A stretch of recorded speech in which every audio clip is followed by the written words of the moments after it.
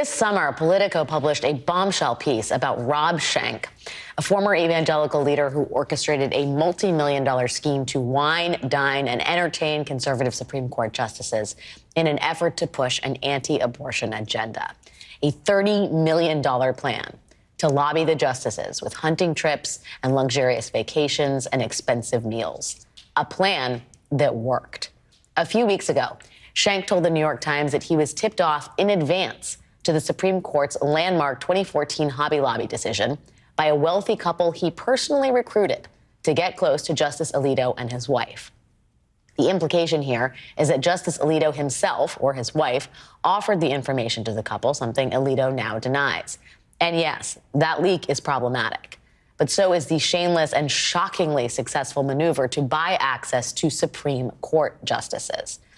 But all of this is reaffirming something we've known for quite some time. The Supreme Court has a massive accountability problem.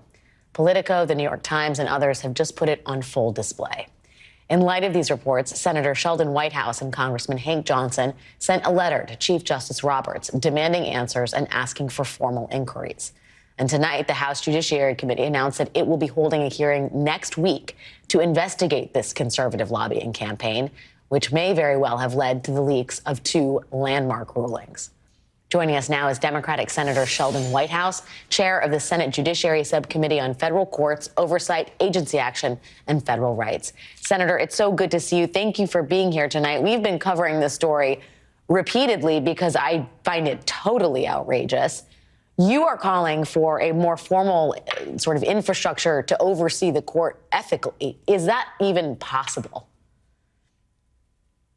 Yeah, it is. And the court could do it itself. And if they don't, then Chairman Johnson and I have proposed a piece of legislation that would bake in some of the essential ethics and recusal and transparency requirements that we need. This is a kind of triple whammy of a problem for the court.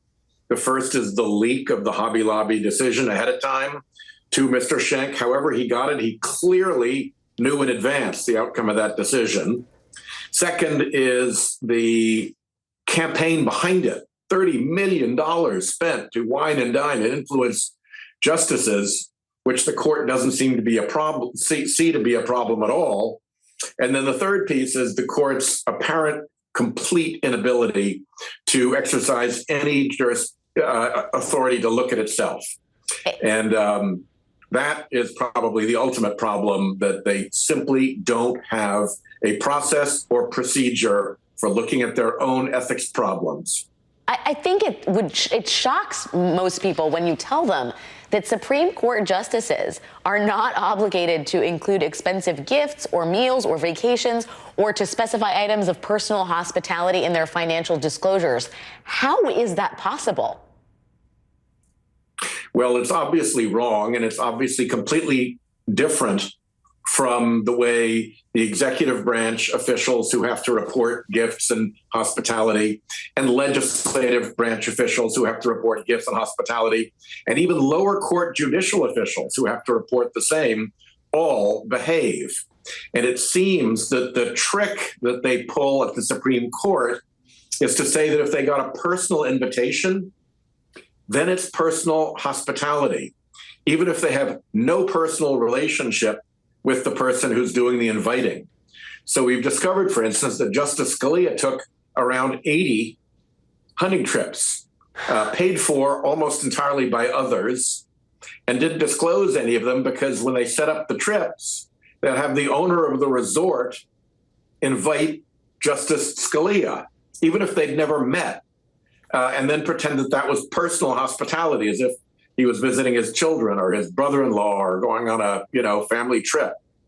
It's just shocking, given that these people are supposed to be the arbiters of justice and ethics and morality, so much so that very little thought is given to the oversight of their own justice and morality and ethics. We know that the House Judiciary Committee is going to hold. You build into this the things that a court looks at in its regular day all the time is, was there independence? Was there a fair process? Was an inquiry made, and what was its result? The court can't answer those basic decisions about itself because it has no inquiry, it has no process, it produces no results, and there's no independence. Those are all things that are fatal in the kind of matters that the court ordinarily looks at, and that it won't apply those basic standards to itself is incomprehensible. One more question for you. The House Judiciary Committee is holding a hearing next week on this scandal. What of the Senate? We know that the House is about to go into Republican hands. What do you expect from your colleagues in the Senate? Chairman Durbin has already announced that he intends to look into this at the full committee level. I'm going to defer to him until he decides what he cares to do. But Chairman Johnson and I, in our respective courts subcommittees, have been working in very collegial and very effective bicameral fashion, and we are going to continue. All right, Senator Durbin, we're watching. Democratic Senator Sheldon Whitehouse, thank you as always for your effort and time. Thanks, Senator. My pleasure. We'll be right back.